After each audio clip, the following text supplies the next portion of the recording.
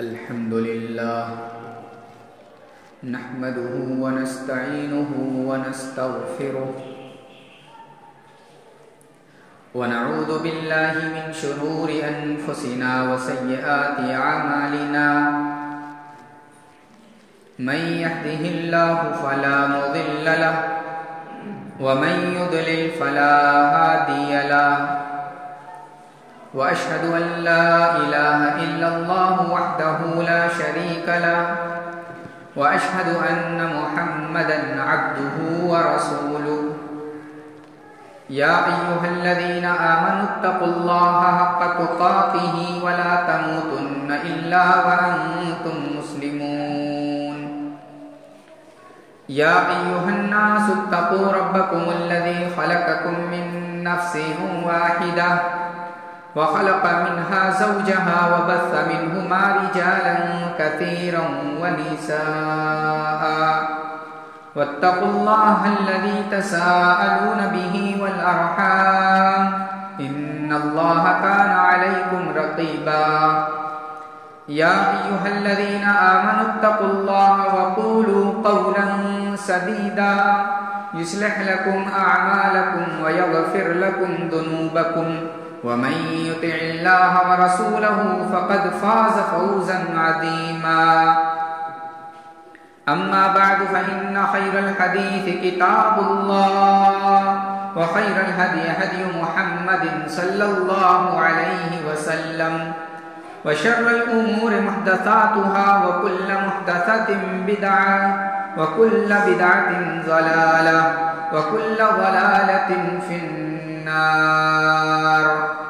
أعوذ بالله من الشيطان الرجيم بسم الله الرحمن الرحيم وفي ذلك فليتنافس المتنافسون رب اشرح لي صدري ويسر لي أمري واحلل عقدة من لساني يفقهوا قولي رب زدني علما.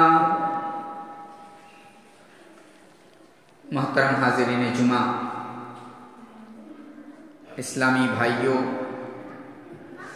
بزرگوں، نوجوان ساتھیوں، پردہ نشین اسلامی ماں اور بہن، رمضان المبارک کی آمد ہے اور اس ماہ مقدس کا ہر مسلمان کو انتظار ہے. یہ عظیم مہینہ جو ہم پر سایہ فگن ہونے والا ہے، یہ مہینہ دراصل ایک مہمان کی حیثیت رکھتا ہے، جس کا استقبال ہم مسلمانوں کو بڑے پرتپاک طریقے سے کرنا چاہیے. جس طریقے سے ہمارے گھروں میں کوئی معزز شخصیت آنے والی ہوتی ہے تو ہم اس کے استقبال کے لیے جٹ جاتے ہیں، ہمارا گھر لگ جاتا ہے اور سارے گھر کے افراد لگ جاتے ہیں تاکہ اس معزز شخصیت کے استقبال میں کوئی کمی نہ رہ جائے، کوئی خامی نہ رہ جائے، جس سے جو اس کی شان کے لائق ہو. اسی طریقے سے جس طریقے سے ہم اپنے معزز ترین مہمان کا استقبال کرنے کے لیے جٹ جاتے ہیں، اسی طریقے سے اللہ کا مہمان مہینہ رمضان المبارک کا مہینہ آنے والا ہے. اس مہینے کے استقبال کے لیے ہم نے کیا کیا ہے، کیا تیاریاں کی ہیں، کیا اس کے لیے ہم تیار ہیں، کیا ہم نے اس کے لیے اپنے آپ کو راضی کیا ہے؟ یہ سب سوچنے کا مقام ہے، غور کرنے کا مقام ہے کہ رمضان سال کا ایک اکیلا واحد مہینہ ہے جس مہینے کی عظمت، جس مہینے کا مقام، جس مہینے کا مرتبہ بڑا عظیم مرتبہ ہے، جسے ہم اور آپ کچھ نہ کچھ تو سمجھتے ہیں، لیکن اس مہینے کی جیسی قدر ہونی چاہیے، اس مہینے کا جیسا احترام ہونا چاہیے، اس مہینے کی جیسی عزت ہونی چاہیے، اس مہینے کے اوقات کی جیسی قدر ہونی چاہیے، ویسی قدر ہم مسلمان نہیں کرتے۔ اور اگر ہم اس مہینے کی قدر نہیں کرتے اور اس مہینے کا حق نہیں ادا کرتے اور اس مہینے میں اپنے آپ کو اللہ کے سامنے پیش کر کے اپنے گناہوں کی معافی نہیں مانگتے، یاد رکھیے گا سب سے بڑا بدنصیب ہے وہ شخص، سب سے بڑا بدنصیب ہے۔ نبی علیہ الصلوۃ والتسلیم نے اپنی ایک حدیث کے اندر ارشاد فرمایا، یہ اس وقت کا معاملہ ہے جب آپ منبر پر تشریف لے جا رہے تھے، زینے پر چڑھ رہے ہیں، جبریل امین آتے ہیں، بد دعا کرتے ہیں، اور اللہ کے پیارے حبیب جناب محمد الرسول اللہ صلی اللہ تعالی علیہ وسلم ان کی بد دعا پر آمین کہتے ہیں۔ صحابہ نے پوچھا، اے اللہ کے نبی، آپ معمول کے خلاف کام کر رہے تھے؟ آپ کا معمول یہ نہیں تھا کہ آپ آمین کہتے ہوئے منبر پر تشریف لے جائیں، آج آپ نے معمول کے خلاف کام کیا ہے، وجہ کیا ہے؟ سبب کیا ہے؟ ریزن کیا ہے؟ اللہ کے نبی نے بتایا، دیکھو جب منبر پر تشریف لے جا رہا تھا، فرشتہ جبریل امین میرے پاس آیا اور تینوں زینے پر جاتے ہوئے میرے سامنے 3 چیزیں رکھی، ان 3 چیزوں پر میں نے، ان 3 بد دعا پر میں نے آمین کہی۔ انہی میں سے ایک بد دعا یہ بھی تھی کہ جس نے رمضان کا بابرکت مہینہ پایا، جس نے رمضان کا مقدس مہینہ پایا اور اس مقدس مہینے کا احترام نہیں کیا، اس مقدس مہینے کو اپنی عبادتوں سے نہیں سجایا اور اس میں اپنی گناہوں کی معافی نہیں مانگی، سب سے بڑا بدنصیب ہے۔ دنیا کے بدنصیبوں میں سب سے بڑا بدنصیب ہے، چاہے وہ مرد کی شکل میں ہو اور یا عورت کی شکل میں۔ تو میرے بھائیوں، رمضان المبارک آ رہا ہے، اس رمضان المبارک کے آنے سے پہلے ہم اپنی مکمل تیاری کر لیں۔ کیسے استقبال کرنا ہے اس استقبال کو بھی جان لیں، کیسے ویلکم کہنا ہے اسے بھی جان لیں، تاکہ رمضان المبارک کے آنے کے بعد اور جانے کے بعد ہمیں کوئی پچھتاوا نہ ہو کہ کاش رمضان سے پہلے ہم اپنی مکمل تیاری کر لیں۔ رمضان المبارک آ رہا ہے، رمضان کا استقبال کیسے کرنا ہے؟ رمضان کا استقبال کرنے کے لیے آپ اور ہم تیار رہیں۔ سب سے پہلا کام کرنا ہے کہ ہمیں دعا کرنی ہے، کہ اللہ تعالی ہمیں رمضان المبارک تک صحت و عافیت کے ساتھ پہنچائے، اور اللہ تو رمضان کے ہر لمحے کو اپنی عبادت میں گزارنے کی توفیق عطا فرما۔ یہ دعا کرنی چاہیے۔ ایک ضعیف حدیث ہے، حضرت انس بن مالک رضی اللہ تعالیٰ عنہ اس کے راوی ہیں، کہتے کہ اللہ کے نبی نے فرمایا کہ اے اللہ رجب میں، شعبان میں برکت دے اور ہمیں رمضان تک پہنچا دے۔ یہ حدیث اگرچہ ضعیف ہے، لیکن ہمارے اسلاف کا معمول یہ تھا کہ رمضان المبارک کا مہینہ آتا یا اس کے آنے سے 6 مہینہ پہلے، یاد رکھیے گا رمضان المبارک کا مہینہ آیا نہیں، اب تو ہمارے یہاں 15 12 13 دن باقی ہے، پھر بھی شاید میں بھی اسی میں شامل ہوں، شاید ہم نے بھی اور شاید آپ نے بھی دعا نہیں کی ہوگی کہ اللہ رمضان میں ہمیں صحت و عافیت کے ساتھ رکھنا اور اس کی عبادت کی توفیق عطا ہو۔ شاید ہماری زبان سے نکلا، لیکن ہمارے اسلاف 6 مہینہ پہلے رب العزت والجلال کے سامنے آتے اور اللہ سے دعا کرتے، الہ العالمین رمضان المبارک کے آنے کو 6 مہینہ باقی ہے، بار الہ ایک مرتبہ رمضان کی نعمت سے اور رمضان کی برکتوں سے اے اللہ مالا مال فرما دے، اے اللہ ایک مرتبہ رمضان کی عبادت کی توفیق عطا فرما دے، اے اللہ ایک مرتبہ پھر رمضان میں قیام اور تراویح اور قیام اللیل کی توفیق عطا فرما دے، اے اللہ ایک مرتبہ پھر صحت و عافیت کے ساتھ رکھ تاکہ ہم رمضان کا مکمل روزہ رکھ سکیں. یہ ہمارے اسلاف کا معمول تھا، دعائیں کرتے تھے. اور رمضان المبارک جب صحت و عافیت کے ساتھ، عبادتوں کے ساتھ، ذکر و اذکار کے ساتھ، تلاوت کلام اللہ کے ساتھ گزار دیتے اور عید کا دوگانہ پڑھنے کے بعد آزاد نہیں ہوتے تھے، عید کی 2 رکعت نماز پڑھنے کے بعد آزاد نہیں ہوتے تھے، بلکہ رمضان المبارک کے اختتام سے لے کر لگاتار 6 مہینے تک دعا کرتے. اے اللہ رمضان میں جو عبادتیں کرنے کی توفیق ملی، تلاوت کی توفیق ملی، ذکر و اذکار کی توفیق ملی، قیام اللیل کی توفیق ملی، پنجگانہ نمازوں کی توفیق ملی، اے اللہ نوافل کے قیام کی توفیق ملی. اے اللہ ان عبادتوں کو ہم نے اپنے ٹوٹے پھوٹے انداز میں کیا ہے، اے اللہ تو ان عبادتوں کو رائے گا اور برباد نہ کرنا، ان عبادتوں کو قبول فرما لینا، ان عبادتوں کے ذریعے سے اے اللہ ہماری معافی کر دے.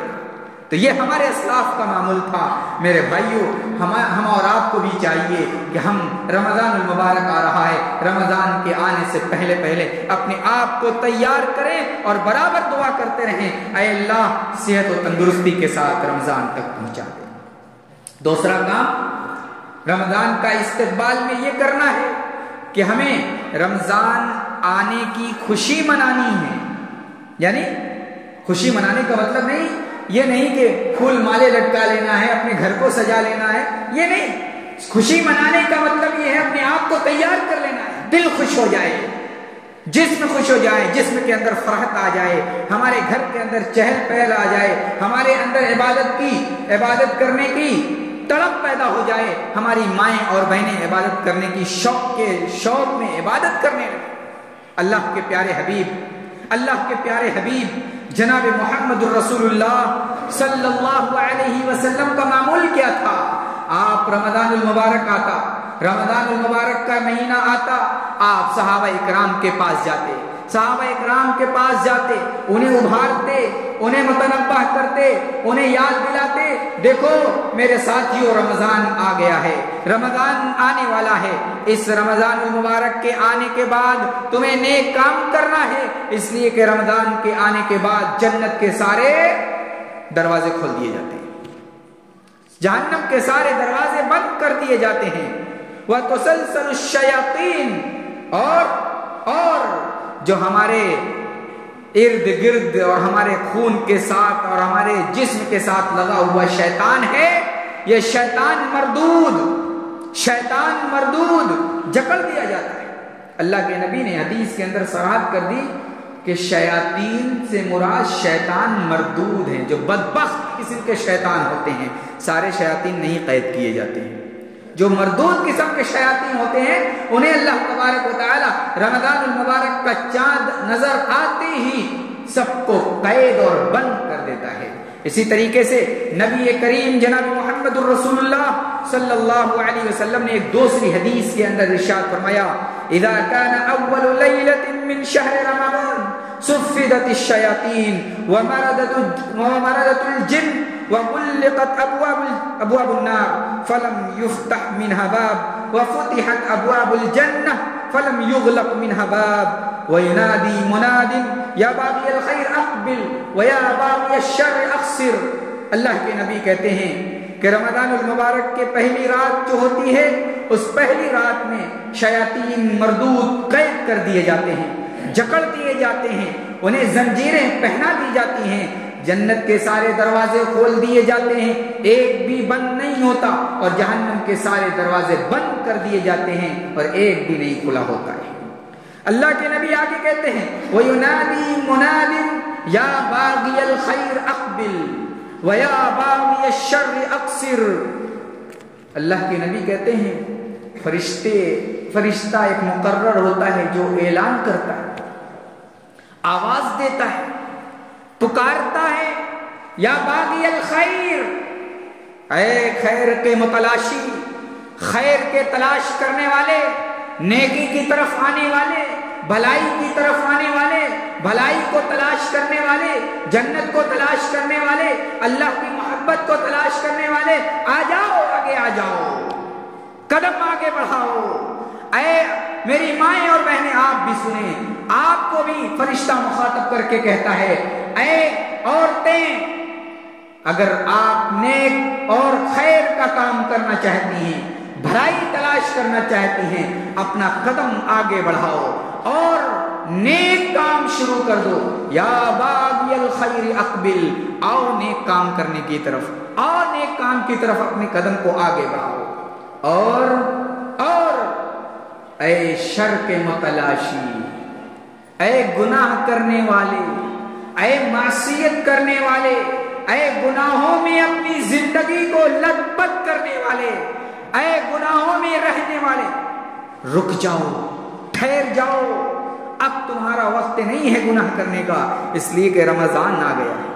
لیکن بڑے افسوس کی بات ہے، بڑے افسوس کی بات ہے، اتنی ساری چیزیں اللہ کے نبی نے بیان کر دی، اتنے ساری طریقے سے اللہ کے نبی نے بیان کر دیا، لیکن ہمارے یہاں ہمارے مسلمان برادری میں کتنے ایسے ہیں بے غیرت قسم کے جو اس رمضان میں بھی وہ شراب، وہ جوا اور وہ بری چیزیں جنہیں نہیں چھوڑتے۔ یہ مسلمان ہیں، یہ مسلمان ہیں، یہ ایسے مسلمان ہیں جس کو دیکھ کر شرمائے یہود، جیسے شاعر نے کہا تھا علامہ اقبال۔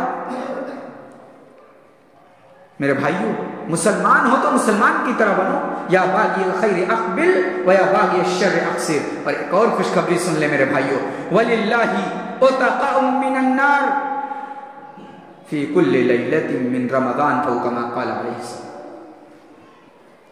رمضان کی ہر رات اللہ رب العزت والجلال اپنے بندوں کو جہنم سے آزاد کرتا ہے۔ جہنم سے آزادی کا مہینہ ہے، مغفرت کا مہینہ ہے، رحمت کا مہینہ ہے۔ اور یہی ایک بات یہ بھی عرض کر دوں کہ جیسا کہ ہمارے یہاں تقسیم کی جاتی ہے کہ پہلا عشرہ رحمت کا، دوسرا عشرہ مغفرت کا اور تیسرا عشرہ جہنم سے آزادی، یہ تقسیم کی جاتی ہے۔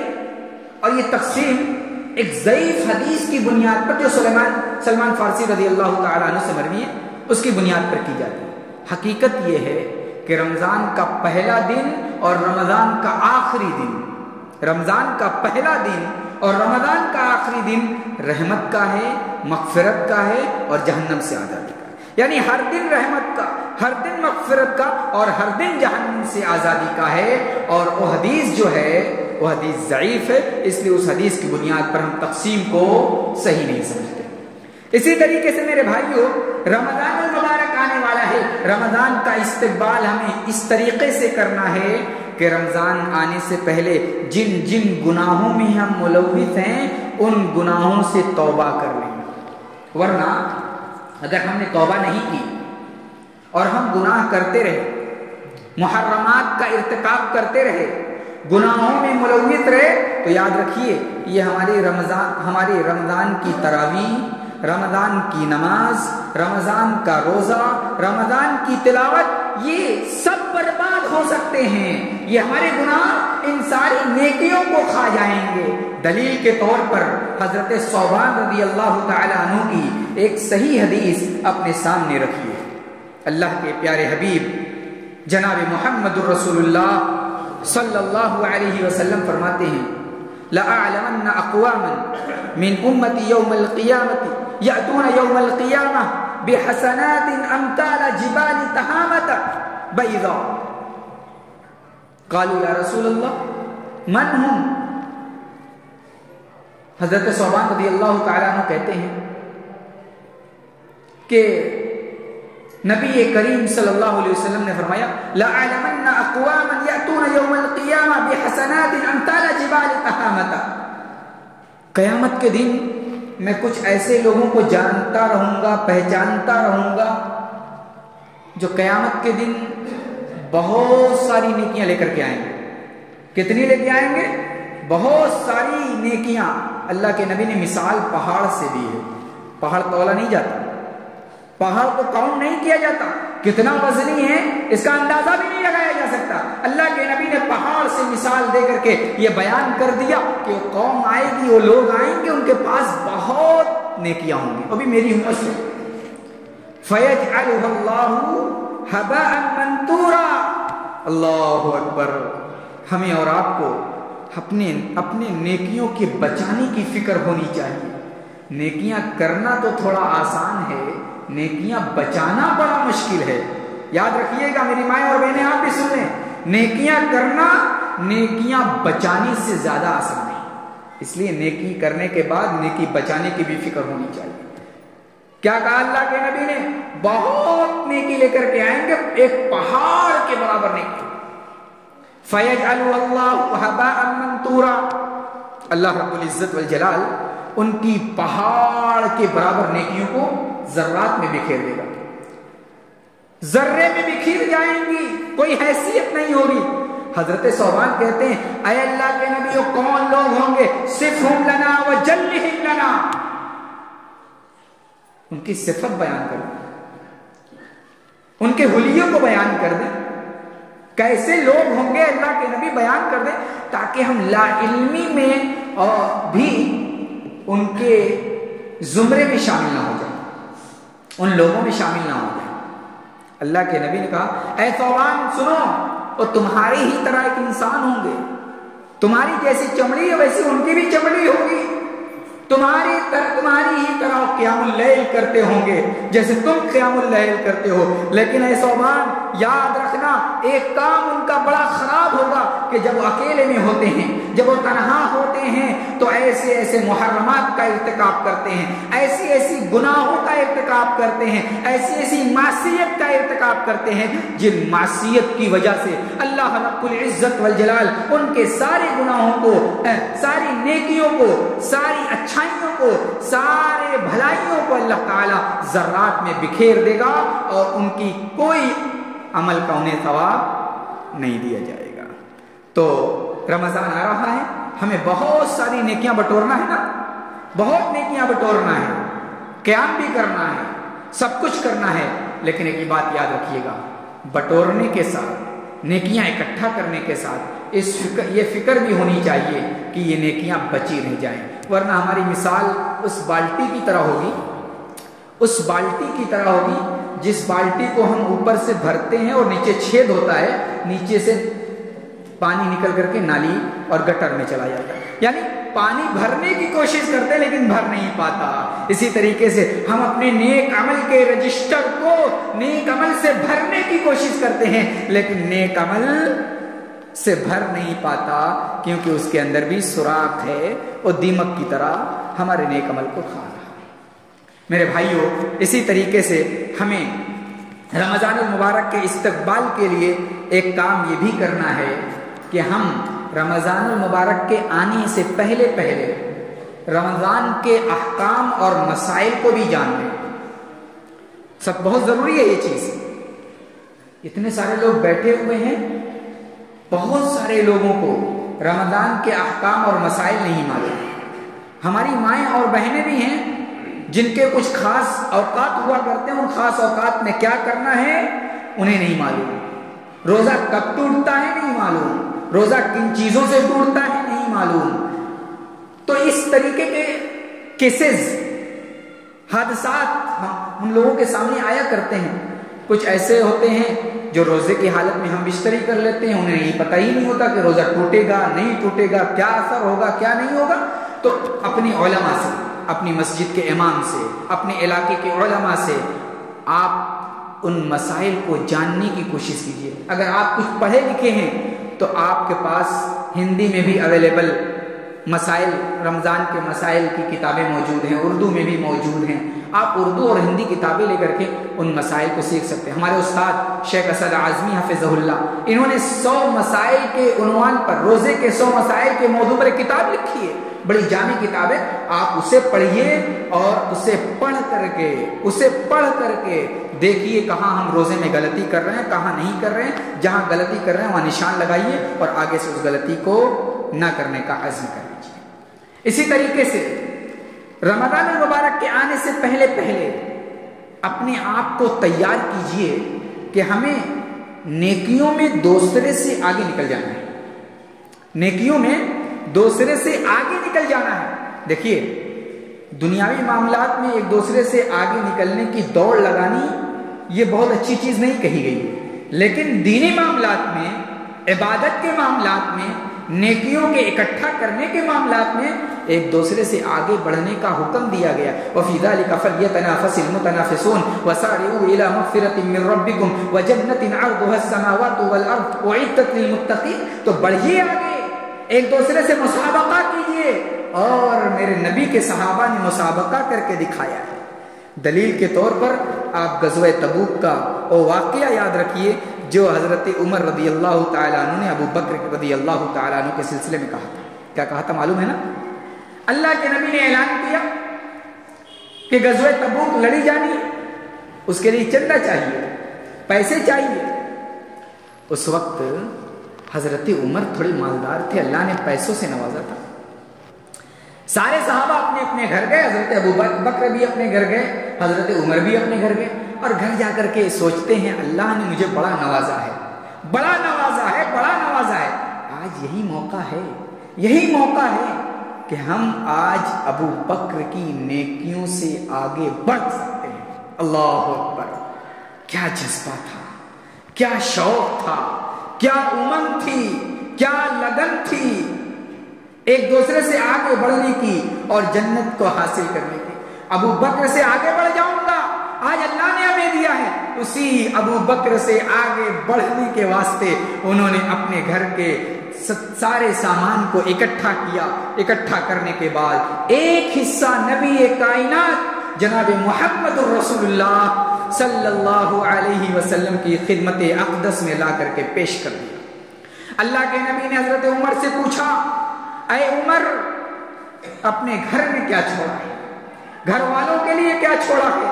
حضرت عمر نے کہا، یا رسول اللہ میں نے جتنا آپ کی خدمت میں پیش کیا ہے اتنا ہی اپنے گھر والوں کے لیے، اپنے گھر والوں کے لیے چھوڑا ہے۔ اللہ کے نبی نے کہا ٹھیک ہے۔ حضرت ابو بکر تھوڑی دیر بعد آتے ہیں، اللہ کے نبی کی خدمت میں جو بھی ہوتا ہے پیش کر دیتے ہیں۔ اللہ کے نبی پوچھتے ہیں، اے ابو بکر تم نے اپنے گھر میں کیا چھوڑا ہے؟ ابو بکر کا جواب سنیے۔ حضرت ابو بکر نے کہا تھا، یا رسول اللہ میں نے اپنے گھر کے اندر اللہ اور اس کے رسول کا نام چھوڑا ہے اور کچھ بھی نہیں چھوڑا ہے۔ اسی موقع پر سیدنا عمر فاروق رضی اللہ تعالیٰ عنہ نے کہا تھا، آج کے بعد میں کبھی بھی حضرت ابو بکر سے بڑھنے کی کوشش کروں گا، نہیں بڑھ سکتا۔ یہ تھا میرے نبی کے صحابہ آگے بڑھنے کا جذبہ۔ آج کہاں ہے، آج کہاں ہے ہمیں ایک دوسرے سے آگے بڑھنے کا جذبہ؟ میں تو کئی مرتبہ ممبر سے کہہ چکا ہوں، جمعہ کی نماز ہی دیکھ لیجئے، جمعہ کی نماز کے بعد جیسے ہی میں سلام پھیروں گا آدھے لوگ مسجد سے باہر نکل جائیں گے، باہر نکل کر آدھا گھنٹہ، ایک گھنٹہ، 1.5 گھنٹہ گپ شپ کریں گے، یہ ان کے لیے ٹھیک ہے۔ لیکن 2 رکعت اور 4 رکعت سنت پڑھنے میں انہیں تکلیف محسوس ہوتی ہے۔ یہ کیا ہمارے اندر جذبہ پیدا ہوگا، کیا شوق پیدا ہوگا میرے بھائیوں، کیا امنگ پیدا ہوگی ایک دوسرے سے آگے بڑھنے کی، جب 2 رکعت اور 4 رکعت سنت پڑھنا ہمیں نہیں آتا، ہم سنت نہیں پڑھ سکتے۔ خطیب، مقرر، امام، وائز، مدرس ہمیشہ بیان کرتے ہیں اور کہتے ہیں پڑھیے، لیکن ایک کان سے سنتے ہیں دوسرے کان سے نکال دیتے ہیں۔ کیا ہمارے اندر نیکیاں کرنے کا جذبہ اور حوصلہ پیدا ہو سکتا ہے؟ میرے بھائیوں، رمضان کا استقبال کرنا ہے تو رمضان کا استقبال کرنے کے لیے ایک کام یہ بھی کیجئے، آپ اپنے آپ کو اور ہم بھی اپنے آپ کو دعاؤں کا عادی بنائیں، دعا کرتے رہیں تاکہ رمضان میں ہم اللہ سے دعا کر کے اپنی جائز مرادوں کو مانگ سکیں، اس لیے کہ رمضان دعاؤں کا مہینہ ہے، رمضان دعاؤں کا مہینہ ہے۔ خوب دعا کیجئے، رمضان خوب اللہ سے مانگیے، اللہ دینے والا ہے۔ اسی طریقے سے رمضان کا استقبال کرنا ہے تو آپ رمضان آنے سے پہلے تلاوت کلام اللہ کے خوب عادی بنیے، اس لیے کہ رمضان قرآن کا مہینہ ہے، رمضان قرآن کا مہینہ ہے، شہر رمضان الذی انزل فیہ القرآن، اللہ نے اس رمضان المبارک کے اندر قرآن کو نازل کیا ہے، اس لیے رمضان اور قرآن، رمضان اور دعا، ان دونوں کا بڑا گہرا تعلق ہے۔ ان کو اپنی عادت میں ڈالیے رمضان آنے سے پہلے، تاکہ رمضان میں ہم قرآن کی تلاوت کے عادی بن سکیں اور رمضان میں تلاوت کلام اللہ میں کوئی بھی کوتاہی نہ ہو۔ اسی طریقے سے رمضان کا استقبال کے لیے اور بھی چیزیں ہیں جن کے لیے ہمیں تیار ہونا چاہیے۔ اللہ تعالیٰ سے دعا کرتے ہیں، الہ العالمین تو ہم سب کو صحت و تندرستی کے ساتھ رمضان المبارک کی عبادتوں کو کرنے کی توفیق عطا فرما۔ الہ العالمین ہم میں سے جو بیمار ہیں انہیں شفاء کلی اور کامل عطا فرما۔ الہ العالمین جو ہم میں سے بے راہ روی کا شکار ہیں، اے اللہ انہیں راہ راست کی ہدایت فرما۔ اے اللہ ہم سب کو اپنے ہر کام کو سنت کے مطابق انجام دینے کی توفیق عطا فرما۔ اے اللہ ہم سب کو پورے رمضان قیام اللیل اور تراویح کا اہتمام کرنے کی توفیق عطا فرما۔ اے اللہ جب تک زندہ رکھ، اسلام پر زندہ رکھ، عقیدہ توحید پر زندہ رکھ، متبع سنت بنا کر کے زندہ رکھ، جب خاتمہ ہو کلمہ توحید زبان پر ہو۔ اقول قولی ھذا واستغفر اللہ لی ولکم ولسائر المسلمین وما علینا الا البلاغ المبین۔